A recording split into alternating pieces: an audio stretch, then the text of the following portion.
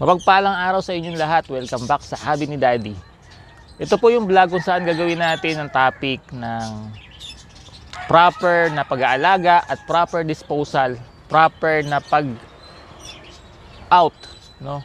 Pag-dispose, pag-trade ng ating mga alagang ibon. Bakit natin kailangan malaman to? Kasi naging aware tayo niyan, naging aware kayo, marami sa inyo ang nagtatanong nung napanood nyo po yung mga series ng balita na may mga nahuhuli na nagbebenta ng ibon. Yung mga ibon na binibenta nila, hindi naman yan galing sa wild. Hindi galing sa wild. Pero nahuhuli sila. Kasi yung mga ibon na yan, wala naman sa Pilipinas niyan eh. Yung mga inalagaan natin. So sigurado tayo, hindi naman yan galing sa wild. Kaya lang, ba't sila nahuhuli? Hindi naman yung galing sa wild. Kasi po wala yung documentation. Walang proper documentation. Ngayon, ay base sa aking karanasan at kaalaman, habang ako ay nag-aalaga ng mga ibon, ako ay nagdi-dispose din, nagpapamigay din ako ng mga ibon. Minsan meron din tayo mga sales sa ibon at nakikipag-trade din tayo sa ibon, nakikipag-deal tayo sa ibang kahabi natin.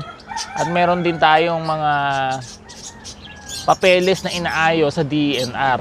So nakakausap din natin yung mga DENR officer kung saan nakakakuha tayo ng additional information sa proper documentation ng mga ibon na inaalagaan natin at dinidispose kung paano tayo dapat nag-trade sa kapwa natin mag-iibon. So yan po yung mga ibabahagi ko sa inyo, no? Ako po ay taga NCR, Valenzuela particular, at ang mga impormasyon po na babahagi ko sa inyo ay based dun sa karanasan natin dito sa region natin, no? Kasi marami tayong impormasyon na nakakalap din sa haba na ng experience ko sa pag-iibon na iba-iba yung rules and regulation ng DENR sa iba't ibang region na dapat ay uniform lang, na isa lang kasi naman ng DENR, isa lang din ang bansa natin, hindi naman po ibang bansa yun. Pero meron pong ibang region na iba yung rules nila, particular dito sa pag-aalaga at disposal natin ng mga ibon. So yung share ko po sa inyo base dito sa aking karanasan sa NCR, no? Ang regional office po ng NCR, ng DENR, nandyan po sa may Quezon City. Ngayon po, unahin natin, paano ba yung proper na pag-aalaga? Meron na tayong mga video niyan kung paano kumuha ng permit, paano kumuha ng LTP. Pwede nyo mong balikan yung mga video natin ng tungkol sa properly, yung sa mga permit na yan.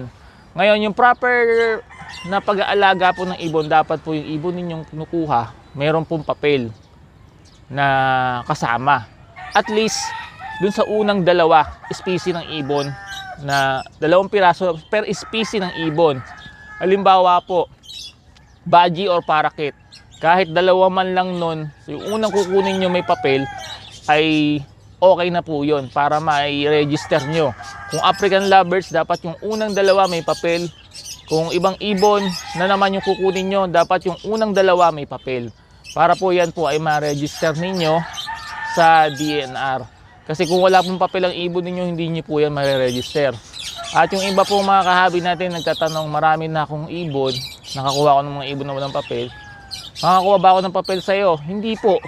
Ngayon po yung sagot dyan, hindi po kayo makakakuha ng papel kung wala po kasamang ibon. No, hindi po binibenta yung papel. At hindi rin po pinapaprocess yan ng hiwalay dun sa ibon ninyo.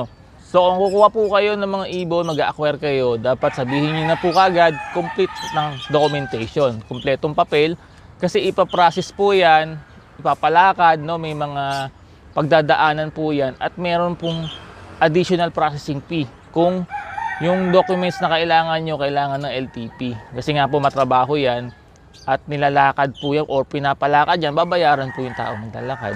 Kasi pabalik-balik po yan, may inspection pa po yun sa DENR. So ganun po nung natin, yung proper na pag-acquire, no? Sa proper disposal naman, dapat po kung magdi-dispose tayo ay ganito. Ang ibon po na inaalagaan natin,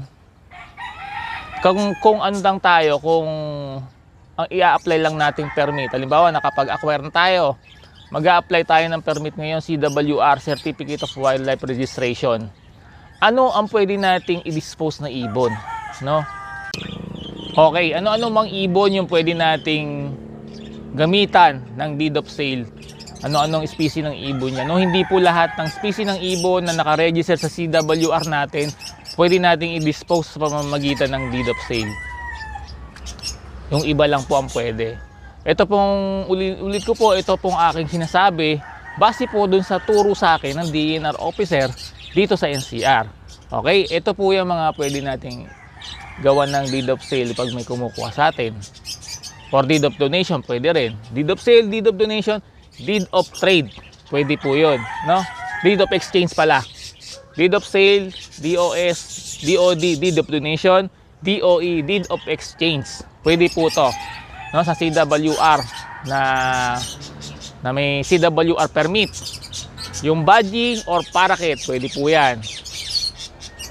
Yung African Lovebirds 1, no, yung non-eye-ring, Rosicoli, pwede po yan. Kakatail, pwede po. Indian ringneck, pwede rin po yan. Yung ibang klase ng mga pinches, yung mga normal na pinches, alam ko yung zebra, pwede yata yan. Hindi ko po sure. Check nyo po yung, para sigurado tayo, check nyo po yung CITES list ng mga species ng ibon. Makikita nyo po yan kung anong category siya nabibilang, kung endanger ba siya o hindi. So pag hindi po endangered species yan, pwede po nating gawa ng deed of sale.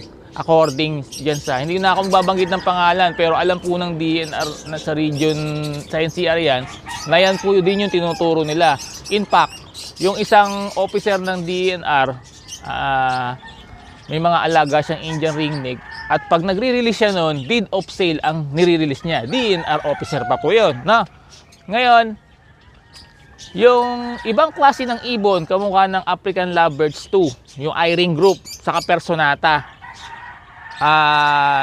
mga konyor, mga uri ng konyor, kike, at ano pa ba, kakatu, bako, no? Yung iba pang uri ng ibon na nasa CITES list, hindi po natin yan pwedeng isyuhan ng deed of sale. Bakit po? Kasi hindi po tayo allowed na magbenta niyan, no? Yung pag-allowed sa atin na makapag-dispose, konti lang yun, no? Hindi tayo talaga para magbenta na magbenta. Baga minimal lang po yung magiging allowed sa atin. Ngayon, ang pwede lang po magbenta ng mga ibon na nasa CITES list, yung mga farm, no? Actually, farm lang talaga ang pwedeng magbenta ng ibon kasi meron silang mga permit. So, mula doon, siyempre, ang farm, pwedeng magbenta ng ibon. Hindi din lahat po ng farm nag-i-issue ng papel, no? Kaya dapat sabihin nyo po kaagad sa binibilihan nyo na farm, kailangan ko po ng may papel. Kasi hindi lahat nag-i-issue ng may papel, di automatic. Okay? So, isi-secure natin yung papel. Ngayon sa atin po, kung meron tayong hindi pwede sa deed of sale, pwede po sa deed of donation or deed of exchange. Kung yung katransaction natin merong CWR. Kasi under doon sa RA 9147, allowed po ang trade sa pagitan ng permittee, no? Permittee to permittee. CWR ka, CWR yung isa, dalawa kayong CWR, pwede kayong mag-exchange. Pwede mo siyang ibigay ng ibon, pwede kanyang bigyan ng ibon. So, deed of donation po yun. Oh, parehas, nakalagay po doon sa DOD nyo, merong pareho kayong CWR doon. Naka-indicate yung CWR number nyo. Ngayon, kung gusto nyo naman magpalitan, swap, pwede po deed of exchange. Ako po, mismo nakapag-execute po ako ng deed of donation at deed of exchange sa kapwa ko may CWR, no?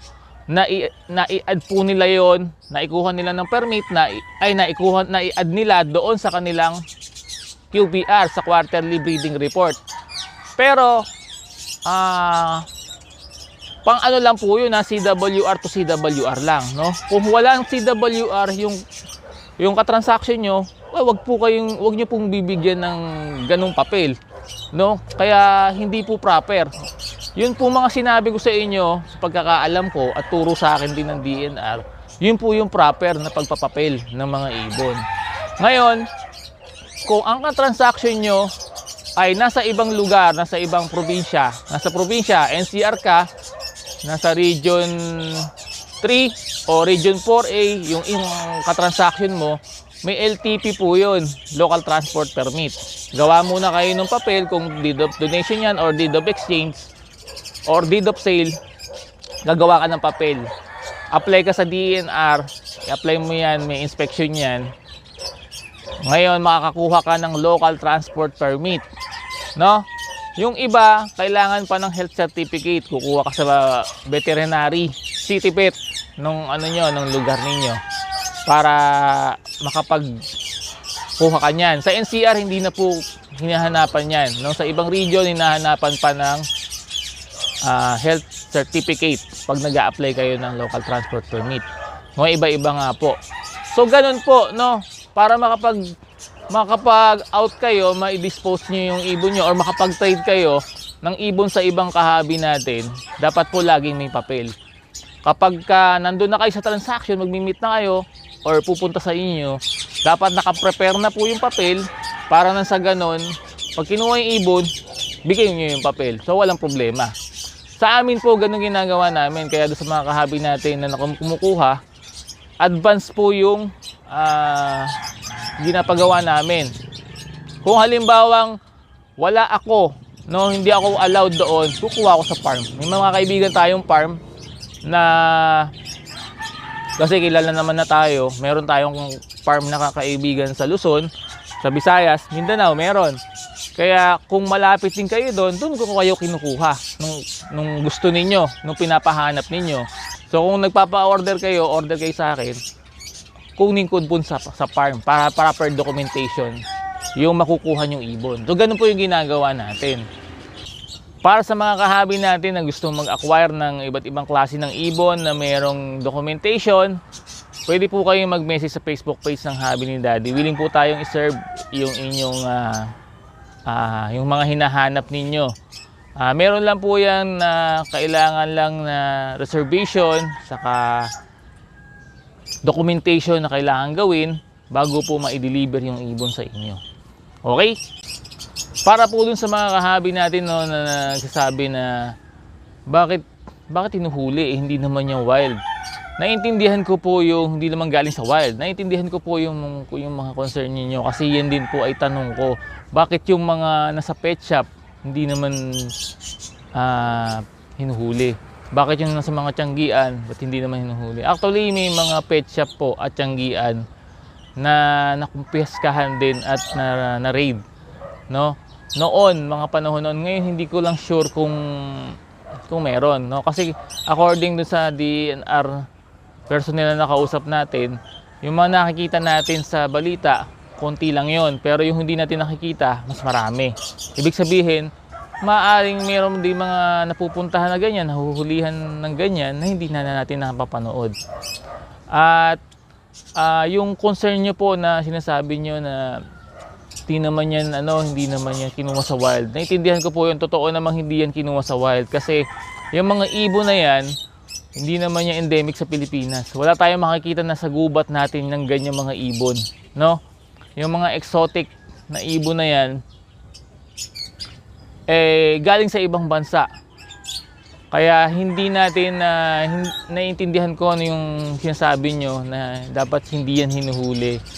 Pero ang ano po kasi, ang mga otoridad sa mga pulis, siyempre nagpapatupad po yan ng batas at meron po yung mga task, no? May mga mission po yan na sinusunod lang din nila. So siyempre may accomplishment po sila na dapat i-submit dun sa kanilang trabaho. At siyempre kung wala silang ginagawa, so parang hindi sila nagtatrabaho nun. Siyempre magtatrabaho po yan at yung mga kahabi natin na hindi sumusunod sa proper documenting, proper na pag-aalaga at disposal, yun po pwede nilang makita, no, at maka-encounter yung mga yon, no. Kaya siyempre hindi rin natin masisisi yun mga otoridad dahil ini-implement lang naman nila yung batas, no, doon sa RA 9147. Para sa mga kahabi natin nagtatanong ano-anong ibon ba yung dapat natin ikuha ng permit, kahit na isang piraso ba dapat may permit kuha ng CWR, ang sagot ko po ay opo. Kailangan po bawat ibon na inaalagaan natin meron pong CW, naka-apply tayo sa CWR at nag-a-update tayo ng ating quarterly breeding report para kung dumadami sila, updated yung ating count, no? Quarterly po yan, meron pong report na ginagawa. Kung isang piraso, dalawang piraso, tatlong piraso, ikuha nyo na rin po. Kasi po, paano kung sa inyo yan, makumpiska sa inyo yan, no? Maaari namang kung isa o dalawa lang yan, maaring hindi naman kayo patawan ng parusa dyan. Kasi kung pang-pet lang talaga, no, hindi nyo naman binibenta. Pero masakit po sa atin na kumpiskahin yung alaga natin. Kasi alaga natin yan, pet natin. Pero makukumpiska dahil wala lang tayong proper documents. Dapat po meron. So ano-anong ibon yung dapat natin ikuha ng papel? Yung pong mga exotic na ibon, no? Maliban lang sa yung manok, hindi po yung exotic, kalapati hindi, yung bibe hindi, no? Pero yung ibang ibon na exotic po, kailangan po ikuha ng permit yan. Kahit na maliliit na pinches lang yan, kailangan po may permit po yun. Kahit na maliliit na parakeet lang, budgie, African lovebirds, kailangan po may permit, may CWR permit. Para na sa ganon, wala tayong problema. Kung may magpunta man sa atin, hindi makukumpiska yung alaga natin.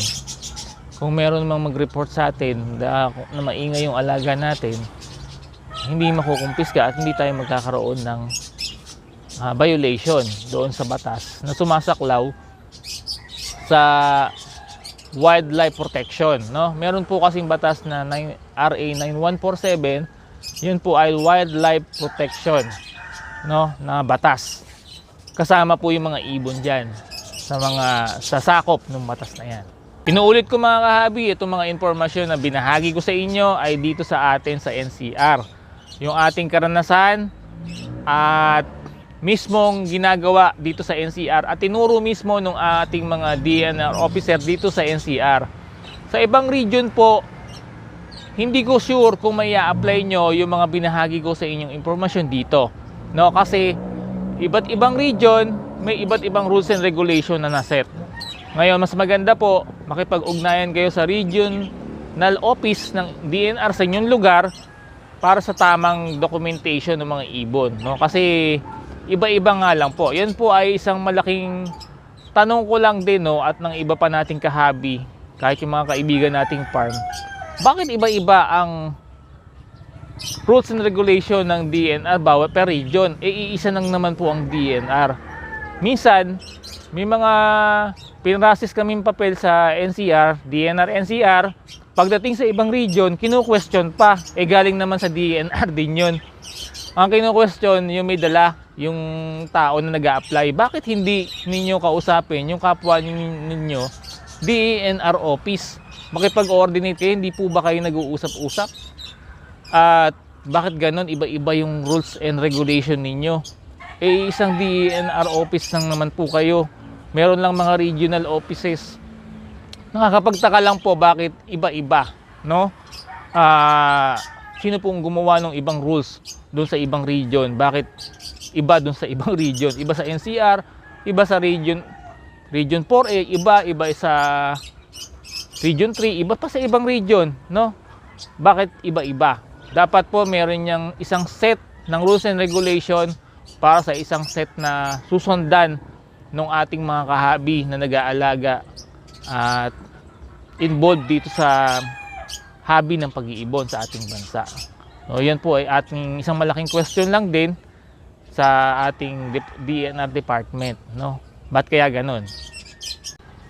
Panghuli mga kahabi, ang pag-aalaga po ng ibon talaga yung kasiya-siya, no? Talagang nagdudulot ng enjoyment sa atin, ng peace, ng relaxation sa ating buong pamilya, no? Nagiging family bonding na rin natin yan. Ang suggestion ko lang sana, magkaroon tayo sa DNR, magkaroon sana ng amnesty program kung saan ang mga kahabi natin na walang dokumento, no, hindi dokumento yung mga alaga nila, makapag-document. Nang sa ganon, mula doon makapagsimula tayo ng isang libangan na lahat documented na. No, kailangan talaga magsimula sa isang amnesty program. Kung noon nagawa po nila yan, siguro 25 years ago, nagawa nila yung amnesty program. Sana maulit po yan para sa kapakanan ng ating mga kahabi na walang dokumento. Kasi lahat naman tayo gusto naman nating, sa tingin ko naman, sa palagay ko, gusto nating sumunod, no? Kaya lang hindi natin alam agad nung pumasok tayo sa libangan, hindi natin alam na kailangan ng papel. Ngayon na lang na natin nalalaman.